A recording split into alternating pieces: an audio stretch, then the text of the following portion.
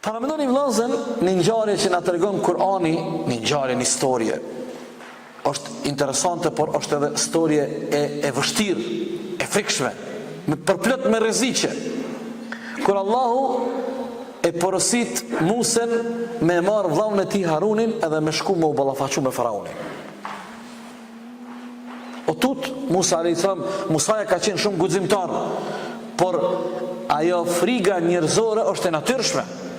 Faraoni Musës ka qenë një despot dhe një zullumqar, më zullumqari në mesin e të gjithë faraonave. A e dini si e ka qetësu Allahu Musën dhe Harunin? I ka thonë Musës, kur i ka urdhër me shku mu taku me Faraonin, me thirr Faraonin, Faraoni i ka thonë vetit, unë jam Zoti i Egjiptit. Ju ka thonë këshilltarëve të vetë, si kur Allah na tregon në Kur'an, thotë une pushtetin tem në tokë e kom shtri. Filloni me indërtu një par shkalla deri në qiell, se Musa po thot e ka Zotin në qiell. Në tokë nuk ka Zot tjetër pas meje. Ai shëqen çfarë tirani. Filloni me indërtu një par shkalla deri në qiell, se Musa po thot e kom Zotin në qiell, e të hypi edhe në qiell, ta ushtroj pushtetin tem, e nëse ka Zot edhe atje ta marr pushtetin. Zullumqar. Para mendoni me këtë zullumqar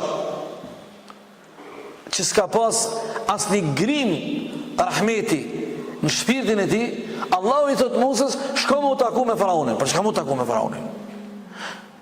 Ta ballafaqimi i Musës me Faraonin, për çka? Me i thonë ati, ti nuk je Zoti, ti je, ky pretendimi yt është i rrejshëm. Unë kam ardhur me të tregu se ti nuk je Zoti, kjo pretendimi i rrejshëm, dhe po të thiri me besu Zotin një.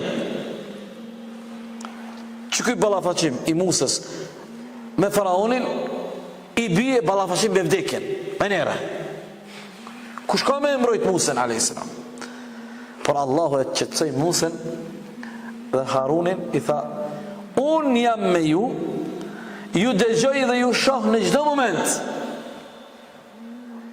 Dhe Musa me Harunin e kanë ndi afërsinë e Allahut. Domethënë, këtë muhabete po i bëjmë në raport me emrin e bukur të Allahut El Qarib.